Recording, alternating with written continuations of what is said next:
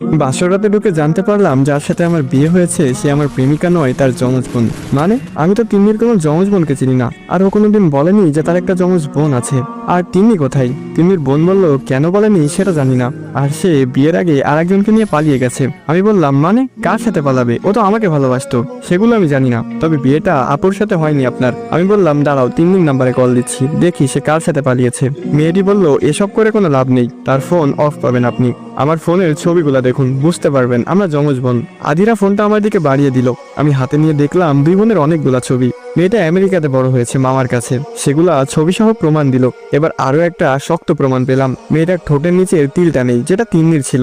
পৃথিবীতে এমন হতভাগা মানুষ কয়টা আছে কে জানে। 4 বছর প্রেম করলাম, বিয়েও ঠিক হলো তার সাথে, কিন্তু সে পালিয়ে গেল, বিয়ে করলাম তার যমজ বোনকে। কেন পালালে তিন্নি? আর যদি পালানোরই ছিল তাহলে আমাকে বলে দিতে, আমি বিয়ে পর্যন্ত আসতামই না। মনের ভিতরে হাহাকার আর কষ্টের কারণটা না হলেও পারতে। আজকের রাতটা নিয়ে কত স্বপ্ন দেখিয়েছিলে মনে আছে? তুমি যেন পাশে বসে আছো, দেখতেও